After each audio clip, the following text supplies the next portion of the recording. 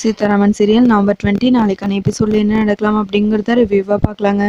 Uncle plan பண்ணி சீதாவை கொலை பண்ணுற அளவுக்கு அவள் என்ன தப்பு பண்ணா அப்படின்னு ராம் கேட்கவும், அங்கே தான் மாப்பிள்ள நானும் வரேன். கொலைக்கு பல காரணங்கள் இருக்கும். தனிப்பட்ட விரோதம், குடும்பம் சார்ந்த பிரச்சனைகள், வியாபார போட்டி, அரசியல் போட்டி, இப்படி 1000 காரணங்கள் இருக்கும். ஆனால் சீதாவை கொலை பண்ண நினச்சவங்க சீதாக்கு எந்த வழியிலையும் சம்மந்தம் இல்லாதவங்க. சீதாவை கொலை பண்ணுற அளவுக்கு யாரும் எதிரிங்க இருக்க வாய்ப்பே இல்லையே இந்த குடும்பத்தை தவிர அப்படின்னு ராஜசேகரன் சொல்ல, ராம் அப்படியே யோசிக்க ஆரம்பிக்கிறாங்க. இதில் எனக்கு எந்த டவுட்டும் இல்லை. இது செகண்ட் டைம் அட்டெம்ப்ட் தான். சீதாவை கொலை பண்ண ட்ரை பண்ணது இது 2வது தடவை மாப்பிள்ள. முதல் தடவை சீதாவை கொலை பண்ண நினச்சது உங்கள் தங்கச்சிங்க. ஆனால் இந்த முறை அவங்க செய்ய நினைக்கல, அவங்க ஏற்பாடு பண்ண ஆளுங்க அப்படின்னு ராஜசேகரன் சொல்லிட்டு இருக்க, அங்கிள் ஏதோ கொல்லப்பத்தில் பசங்க கத்தி எடுத்துகிட்டு போனாங்களே தவிர இப்படி ப்ரீ பிளான் பண்ணி ஆளை வச்சு கொலை பண்ண நினைக்கிற அளவுக்கு தங்கச்சிங்க போகவே மாட்டாங்க, சான்ஸே இல்லை அப்படின்னு ராம் சொல்லிட்டு இருக்க. தங்கச்சிங்க போக மாட்டாங்கன்னா மற்றவங்க ஏற்பாடு பண்ணியிருக்கலாம்ல. இதில் ஆளை மாற்றுறதுக்கு சான்ஸ் ரொம்ப கம்மிங்கிறாங்க ராஜசேகரன். இதை என்னாலையும் நம்ப முடியலங்கிறாங்க சீதா. நம்பிதான் ஆகணுமா? ஆனால் உண்மையான குற்றவாளியை பிடிக்கிற வரைக்கும் நான் இந்த வீட்டை விட்டு போக மாட்டேமா. அதுக்காக தான் நான் இங்கே வந்திருக்கேன். மாப்பிள்ள இது உங்கள் ஃபேமிலியை தப்பாக நினைக்க உங்கள் மனசை இடம் கொடுக்காது. ஆனால் நான் நம்புகிறேன். நிறைய கேஸை பார்த்துருக்கேன். கொலை பண்ணிட்டு வந்து கத்தி கத்திரி அழுவாங்க. நாங்களும் தேடுவோம். அதுக்கப்புறம் குடும்பத்துக்குள்ளே யாராவது இருக்காங்களான்னு பார்த்தா அண்ணனோ அப்பாவோ தம்பியோ இவங்களில் யாரோ ஒருத்தர் கொலைகாரங்களாக இருப்பாங்க. கடைசி நிமிஷம் வரைக்கும் யாராலையும் நம்பவே முடியாது. சீதாவை கொலை பண்ண நினச்சது இந்த குடும்பத்து ஆளுங்க.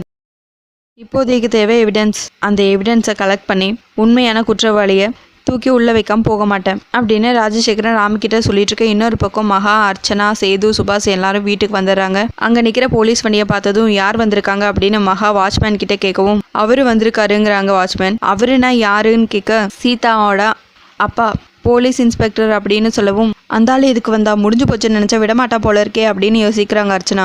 எப்போ வந்தார்? வந்து ரொம்ப நேரம் ஆச்சா அப்படின்னு சேது கேட்கவும், அவர் வந்து 1 மணி நேரம் இருக்குங்கிறாங்க வாட்ச்மேன். சும்மாவே வில்லங்க முடிச்சவன் என்ன பண்ணுவான்னு தெரியலேன்னு யோசிக்கிறாங்க மகா. இவங்க எல்லாரும் வீட்டுக்குள்ளே வந்ததும் ராஜசேகரன் ஒரு சந்தேகத்தோடையே பார்க்குறாங்க எல்லாரையும். வாங்க சம்மந்தி, எப்போ வந்தீங்க அப்படின்னு சேது கேட்க, இப்போ தான் வந்தால் உங்கள் உடம்பு பரவாயில்லையாங்கிறாங்க சீதாவோட அப்பா. செல்வி வந்து உங்களுக்கு ஏதாவது சாப்பிட கொடுத்தியா அப்படின்னு மகா கேட்க, இல்லைம்மா வேணான்னு சொல்லிட்டாரு, பச்சை தண்ணி கூட குடிக்க மாட்டேன்னு சொல்லிட்டாருங்கிறாங்க செல்வி. என்னம்மா விளையாடுறீங்களா? நான் ஏன் வந்திருக்கேன்னு உங்களுக்கு தெரியாதா? சாப்பாடு கொடுத்தியா தண்ணி கொடுத்தியான்னு கேட்குறீங்க. சீதாவை ஏன் கொலை பண்ண நினச்சிங்க அப்படின்னு சீதாவோட அப்பா கேட்கவும், என்ன பேசுறீங்க?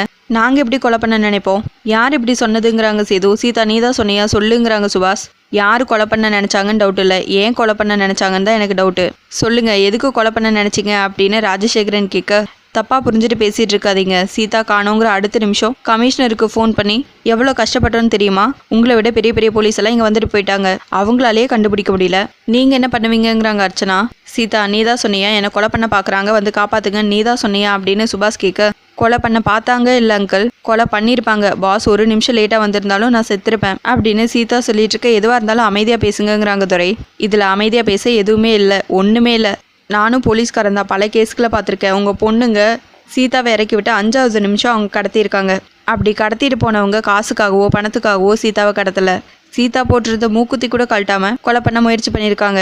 கொலை பண்ண நினச்சவங்களுக்கும் சீதாக்கும் எந்த விதமான சம்மந்தமும் இல்லை. ஒரே ஒரு விஷயத்தை தவிர அவங்க கூலிப்பட. எனக்கு தெரிய வேண்டியது ஒரே ஒரு விஷயம்தான், அவங்களுக்கு கூலி கொடுத்தவங்க யாரு அப்படின்னு ராஜசேகரன் லைனா கேள்வி கேட்டுட்டு இருக்க. ஷபாஸ், உங்களோட எல்லா கேள்வியும் ரொம்ப நியாயமா இருக்கு. ஆனா இதே கேள்விதான் எனக்குள்ளேயே ஓடிட்டு இருக்கு. நான் இந்த விஷயமா கமிஷனர் கிட்ட உடனே பேசுறேங்கிறாங்க மகா. நீங்க யார்கிட்டயும் பேச வேணாம். இந்த நிமிஷத்துல இருந்து இந்த கேஸை நான் டீல் பண்றேன். இன்னும் 24 மணி நேரத்துல யார் சம்மந்தப்பட்டிருக்காங்க, யாருக்கு கூலி கொடுத்தாங்கிறது தெரிய வரும். அந்த உண்மை தெரிய வரும்போது எல்லாருக்கும் பெரிய ஷாக்கா இருக்கும். சீதா, இனி நீ இந்த வீட்டில் இருக்கிறதா இல்லை ஏன் கூட வரதாங்கிறத நீ தான் முடிவு பண்ணும். சீதா யாரும் இல்லாத அனாதன்னு நினச்சாங்கல்ல, அப்படியெல்லாம் இல்லை. அவளுக்கு ஒரு அப்பா இருக்கான், அவனும் போலீஸ்காரன் தான். அவனும் ஏகப்பட்ட கேஸ் டீல் பண்ணியிருக்கான். சில பேரை சுட்டும் தள்ளியிருக்காங்கிறது உண்மை இன்னும் 24 மணி நேரத்தில் தெரிய வரும். கொலைகாரங்களை பிடிக்காம ராஜசேகரன் இந்த வீட்டை விட்டு போக மாட்டான் அப்படின்னு ராஜசேகரன் சொல்ல, சபாஸ் இப்படி ஒரு ஆஃபீஸர் தான் தேவை, விடக்கூடாது, கையில் காப்பு போடாமல் விடக்கூடாதுங்கிறாங்க துரை. அடுத்ததான் அர்ச்சனா நல்லா தூங்கிட்டு இருக்காங்க. அப்போ செந்தூரன் அர்ச்சனாவுக்கு கால் பண்ணுறாங்க. ஃபர்ஸ்ட் டைம் கட் பண்ணி விட்டுறாங்க அர்ச்சனா யாருன்னே பார்க்காம. செகண்ட் டைம் திரும்பவும் ரிங் ஆகவும் அட்டன் பண்ணுறாங்க. யாருன்னு சொல்லி கேட்க, செந்தூரன்கிறாங்க. என்ன மகா அப்படின்னு கேட்க, நான் மகா இல்லை அர்ச்சனா, இருங்க மகா கிட்ட கொடுக்குறேன் அப்படின்னு சொல்லிட்டு நேராக மகாவோட ரூமுக்கு வந்து மெதுவாக மகாவை எழுப்பி, செந்தூரன் கால் பண்ணியிருக்கான், நான் மியூட் போட்டு வச்சிருக்கேன், பேசு மகாங்கிறாங்க அர்ச்சனா. சரின்னு மகாவும் பேசுகிறாங்க. நீ இப்போ எதுக்கு கால் பண்ண அப்படின்னு கேட்க, பணத்தை கொடுங்கங்கிறாங்க செந்தூரன். உனக்கு எதுக்கு பணம் கொடுக்கணும்?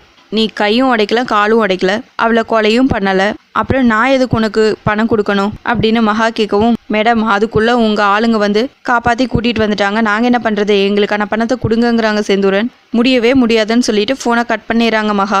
என்ன மகா இப்படி பேசிட்ட அப்படின்னு அர்ச்சனா கேட்கவும், ஆமாக்கா இப்படி தான் பேசி ஆகணும், அவன் கேட்கும் போதெல்லாம் பணத்தை கொடுத்தா அப்புறம் நம்மளை யூஸ் பண்ணிக்குவான், அப்புறம் பிளாக்மெயில் பண்ண ஆரம்பிச்சிருவான், ஒரு 2 நாள் இப்படியே விடுவோம் அப்படின்னு மகா சொல்லவும் அர்ச்சனா பயந்துக்கிட்டே நிற்கிறாங்க. அக்கா நீங்கள் போய் நிம்மதியாக தூங்குங்க, அதெல்லாம் எந்த பிரச்சனையும் இல்லை அப்படின்னு மகா சொல்ல, தூக்கமே வரல, அப்புறம் எங்கேருந்து நிம்மதியாக தூங்குறதுங்கிறாங்க அர்ச்சனா.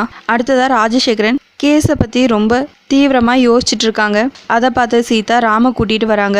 என்னப்பா நீங்கள் இன்னும் தூங்கலையா, போங்கப்பா போய் கொஞ்சம் ரெஸ்ட் எடுங்க அப்படின்னு சொல்ல, இல்லைம்மா எனக்கு தூக்கம் வராது, மற்ற கேஸ்லேயே எனக்கு அவ்வளோ சீக்கிரமாக தூக்கம் வராது, ஏன் எப்படிங்கிற கேள்வி ஓடிட்டே இருக்கும், ஆனால் நீ என் பொண்ணு, இந்த விஷயத்தில் எப்படிம்மா நான் அப்படியே விட்டுட்டு தூங்க முடியும், எனக்கு தூக்கமும் வராதுங்கிறாங்க ராஜசேகரன். மாமா எதாக இருந்தாலும் பார்த்துக்கலாம், நீங்கள் போய் தூங்குங்கிறாங்க ராம்.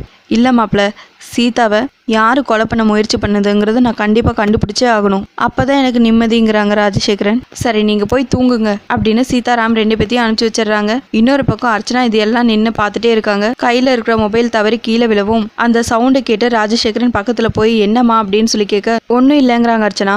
சரி மொபைல் ஏன் கையிலேருந்து கீழே தவறி விழுந்தது அப்படின்னு சொல்லி கேட்க, தெரியாம தவறி விழுந்துருச்சுங்கிறாங்க. உங்களுக்கு ஏன் இப்படி வேர்க்குது அப்படின்னு கேட்க, தெரியலங்கிறாங்க. சரி நீங்க கொலைகாரங்களை கண்டுபிடிச்சிருவீங்களா அப்படின்னு அர்ச்சனா கேட்கவும், கண்டிப்பா கண்டுபிடிச்சிருவேன், அது கொலைகாரனா கொலைகாரியான்னு தெரியல, ஆனா கூடிய சீக்கிரம் கண்டுபிடிச்சிருவேன் அப்படின்னு ராஜசேகரன் சொல்ல, அர்ச்சனா அப்படியே நடுங்கிட்டே அங்கிருந்து கிளம்பிடுறாங்க மெதுவா. அதை பார்த்ததுமே ராஜசேகரனுக்கு அர்ச்சனா மேலேயும் ஒரு டவுட் வர ஆரம்பிக்குது. அடுத்ததா ராம் சீதா 2 பேரும் ரூம்ல இருக்காங்க. ராமோட மடியில தூங்கிட்டு இருக்காங்க சீதா. சீதா தூக்கம் வந்தா அங்கே போய் தூங்கு அப்படின்னு சொல்ல, பாஸ் நான் இன்னும் தூங்கலை, நடந்தது தான் யோசிச்சுட்டு இருக்கேங்கிறாங்க சீதா. எதை பற்றின்னு கேட்க, என்னை நீங்கள் மடியில் வச்சு அழுதிங்கல்ல, அது இன்னும் என் கண்ணுக்குள்ளேயே இருக்குது பாஸ் அப்படின்னு சொல்ல, அப்போ நீ மயக்கத்தில் தான் இருந்த, அப்படி எப்படி தெரியுங்கிறாங்க ராம். அதுதான் பாஸ் எனக்கும் புரியல, என்னை பார்த்து சீதா நீ என்னை விட்டு போயிடாதன்னு சொன்னீங்கல்ல, இது எல்லாமே எனக்கு கேட்டுச்சு, உங்களை விட்டு போக மாட்டேன்னு சொல்லணும் போல எனக்கு தோணுச்சு, ஆனால் என்னால் சொல்ல முடியல, நான் உயிரோடு இருக்கேனா இல்லை உயிர் இல்லாத சடலமாக இருக்கேனான்னு எனக்கே புரியல பாஸ், நான் உங்களை விட்டு பிரிஞ்சிருவேன்னு சத்தமாக அழணும் போல இருந்துச்சு, ஆனால் என்னால் உடம்பு கூட அசைக்க முடியல பாஸ் அப்படின்னு சீதா சொல்லிட்டு, என்னை விட்டு போயிடாத சீதா, பேச்சுக்கு கூட அந்த மாதிரியெல்லாம் சொல்லாத சீதாங்கிறாங்க ராம். பாஸ் அழாதீங்க பாஸ், உங்களை விட்டு நான் போக மாட்டேன் பாஸ், என்ன பாஸ் இது சின்ன குழந்தை மாதிரி அழுதுட்ருக்கீங்க அப்படின்னு சீதா சொல்ல, நீ என்னை விட்டு போயிட்டா நானும் உயிரோடவே இருக்க மாட்டேன், நீ இல்லாமல் என்னால் யோசிக்கவே முடியாது, நீ இல்லாத உலகம் எனக்கு வேணா சீதாங்கிறாங்க ராம். இதுவே போதும் பாஸ், எனக்கு இந்த சந்தோஷமே எனக்கு போதும், இப்போவே செத்து போயிடலாம் போல இருக்குங்கிறாங்க சீதா. நீ ஏன் சாகணும், இருக்கிற காலத்தில் சந்தோஷமாக வாழணும் சீதா, நம்மள மாதிரி யாராவது சந்தோஷமாக வாழ்வாங்களாங்க கேட்குற அளவுக்கு சந்தோஷமாக வாழணும், 100 வருஷம் உன் கூட சேர்ந்து வாழணும் சீதாங்கிறாங்கரா. அப்படியா பாஸ், அப்போ ஹாப்பியாக இருக்கணும்ல, அப்போ அழுகிய நிறுத்திட்டு ஒரு பாட்டு பாடுங்க அப்படின்னு சீதா சொல்ல, நான் எப்படி பாட முடியுங்கிறாங்கரா. அப்போ நான் பாடவா, அப்பா இருக்காங்க, சத்தம் இல்லாமல் தான் நான் பாடுவேங்கிறாங்க சீதா. அதுக்கப்புறம் பாட ஆரம்பிக்கிறாங்க. அதோட எபிசோடு முடிச்சிருக்காங்க. உங்களுக்கு இந்த வீடியோ பிடிச்சிருந்தா லைக் அண்ட் சப்ஸ்கிரைப் பண்ணி நம்ம சேனல் சப்போர்ட் பண்ணுங்கள். தேங்க்யூ.